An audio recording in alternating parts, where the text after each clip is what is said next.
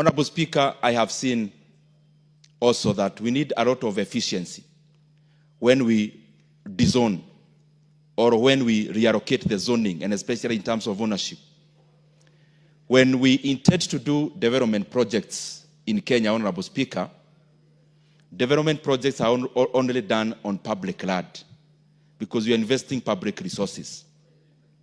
But we have seen the previous owners of this land agonizing all the time when it comes to compensation of that land, Honorable Speaker.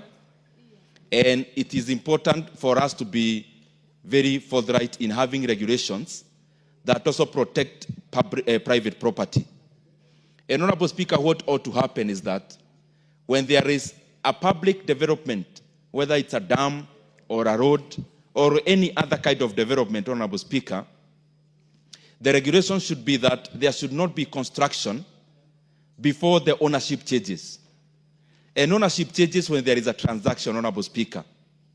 And a transaction happens when there is change of money and resources. Because I have seen many countless families in Kenya who surrendered their private land, but they are yet to be compensated, yet the public facility or public development that was to happen already happened. And therefore they move from office to office looking for this compensation. We need to be forthright and clear-minded in also safeguarding the sanctity of private ownership of property, Honorable Speaker, and especially when it comes to government taking up those properties. The other thing, Honorable Speaker, is in terms of use. And use can be in many ways. It can be in terms of industrialization, industrial zones. It could be in terms of development that is residential, commercial. It could also be in terms of agriculture, Honorable Speaker. And in that respect, I believe in terms of the zoning of this land, what we have in mind, Honorable Speaker, is especially agriculture. But, Honorable Speaker, it is important for us as this House to constantly also be aware of the level at which agriculture should be involved in our economy. Honorable Speaker, all the time when we are doing policy, we are very keen to exalt primary production and especially agriculture, simply because many times policymakers are also elected by the people and they are politicians, and therefore we try to appeal where the majority of the people are. But, Honorable Speaker, it does not necessarily mean that agriculture and primary production is necessarily the best thing for an economy. Honorable Speaker, actually, when you are defining a developed country would be like the OECD countries, Honorable Speaker, like the US, the UK, most of the Europe countries, and currently, of course, having Asia in it, Honorable Speaker. When you give all the definitions in terms of GDP per capita, GDP, and all the rest, one other definition of a developed country is a country where agriculture constitutes less than 10% of the GDP, not more. And therefore, if we seek to be a developed country, we must not be very happy when you are submitting in this House how agriculture accounts for 18% of our GDP, because it means we have a lot of catching up to do. A country like the US, Honorable Speaker, even with the large-scale farming that happens there, agriculture accounts for less than 4% of the US economy. China, which is now growing, Honorable Speaker, agriculture accounts for 7 to 8% of their GDP. More interestingly, Honorable Speaker, a country like Germany, the involvement of agriculture to GDP is 0.97%. And, Honorable Speaker, it is actually below 1% in many of those OECD countries. And therefore, it calls us on one thing also to reflect. Why is that so? Why should agriculture not account for 10% of the GDP in a developed country? It is because many times also we confuse agriculture and farming. Honorable Speaker, agriculture is a chain. It is a chain that starts from farming. What we do mostly here is actually farming. And then we call it agriculture.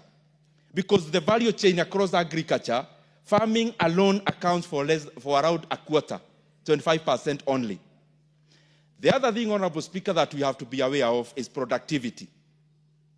The reason why many countries promote manufacturing and they also promote tertiary production, and especially in regards to technology, is in terms of what we call productivity per worker.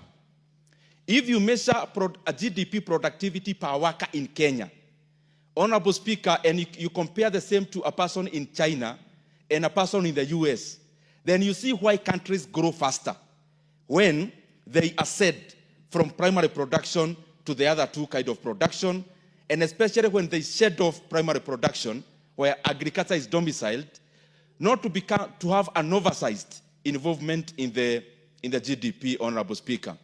And I was talking about productivity. In Kenya, we say agriculture is the dominant thing that we do.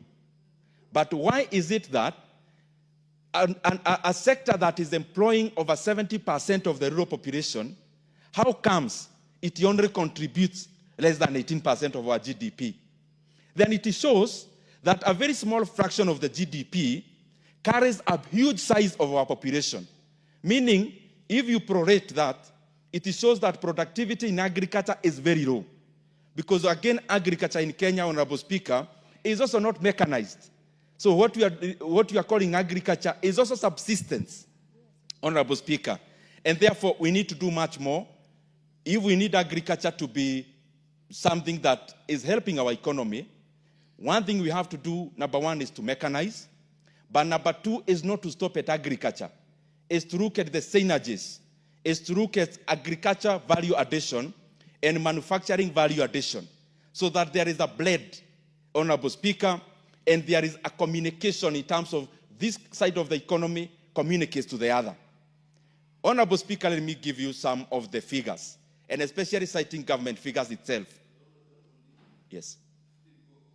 Would it be wrong if agriculture contributed 70% of our GDP, real agriculture? Would it not make us develop? It would be very wrong, Honorable Speaker. Why? Because productivity per worker is what makes GDP of a country spur and go up. So if you have so many people engaging in a low level of equilibrium, low level of equilibrium meaning they are trapped, that you can't go past this ceiling. You're engaging in raw agriculture. So whatever you do as a farmer, 1 acre of land can only give you too much. You cannot scale past that. Because one land is, that piece of land is that piece of land. The other thing, Honorable Speaker, even as I answer you, agriculture is based on something we call decreasing return to scale. The other two, that is manufacturing and tertiary production, are based on something we call increasing return to scale. What does this mean? When you have a piece of land like the size of Kenya, what we do, and we are encouraged to do all the time, is to first steal the land where land is fertile. And therefore, production starts at the peak.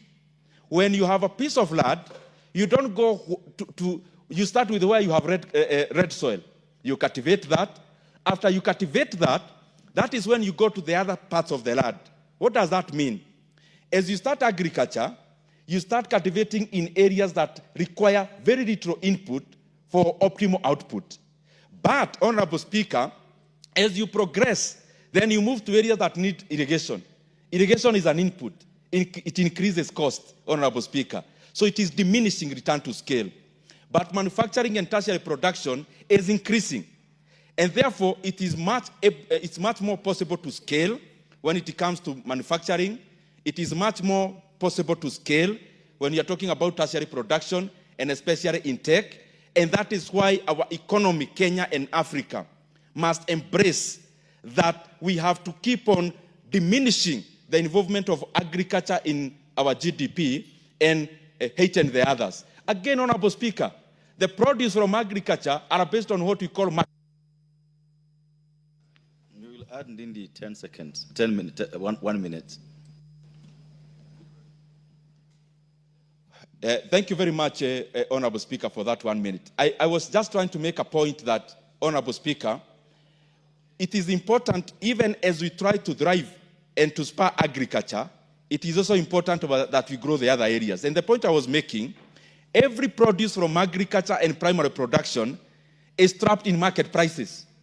Because a mango in Kenya, an equivalent mango in Kenya, would cost the same in an equivalent mango in any other market. But when you come to manufacturing and tertiary production, you are able to do what is called differentiation of product.